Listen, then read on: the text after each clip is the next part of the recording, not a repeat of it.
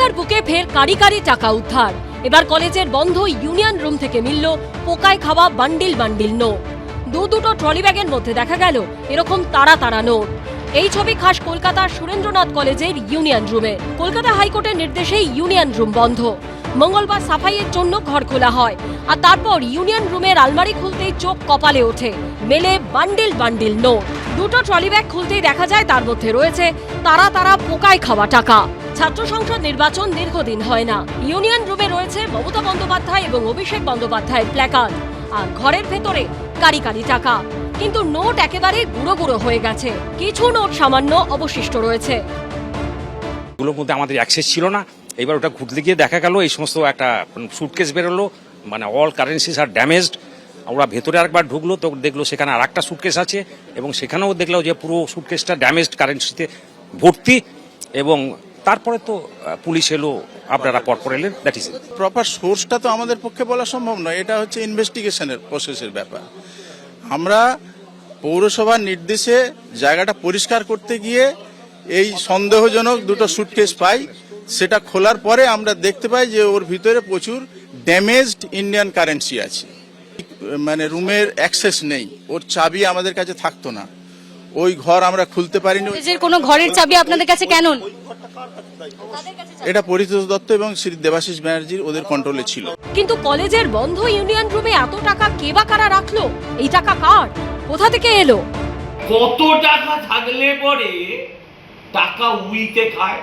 এর আগে আমি দেখিয়েছিলাম এই কলেজের এদের ইউনিয়ন ফান্ডে, কলেজের ফাংশন ফান্ডে 1.5 কোটি টাকার বেশি এখন অবধি ডিপোজিট আছে।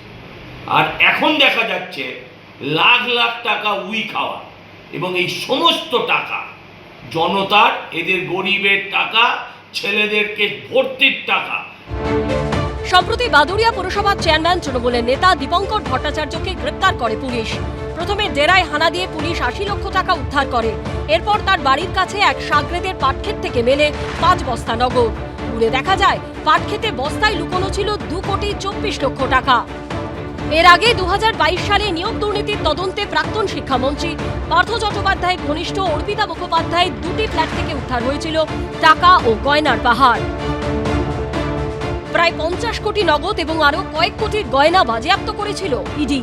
অর্থাৎ তৃণমূল নেতার ঘনিষ্ঠ ফ্ল্যাটে টাকা মিলেছে, গোপন ডেরায় টাকা মিলেছে, সাগরেদের পাটক্ষেতে টাকা মিলেছে। এবার কলেজের বন্ধ ইউনিয়ন রুমও বাদ গেল না।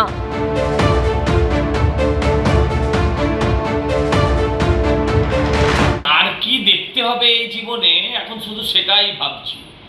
আমরা দেখলাম পার্থ বাবুর ঘরে টাকার পাহাড়, তারপরে দেখলাম কাউন্সিলরদের পাটের খেতে টাকা পুঁতে রাখা।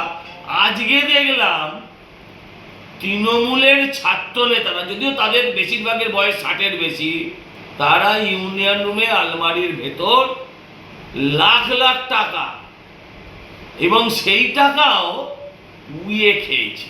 ভাবতে পারেন? এই টাকার সঙ্গেও কি তৃণমূল জমানার কোনো দুর্নীতির যোগ রয়েছে? সেটাই জানার চেষ্টা করছে পুলিশ। ঐশী মুখোপাধ্যায়ের রিপোর্ট, এবিপি আনন্দ। এবিপি আনন্দ, এগিয়ে থাকে, এগিয়ে রাখে।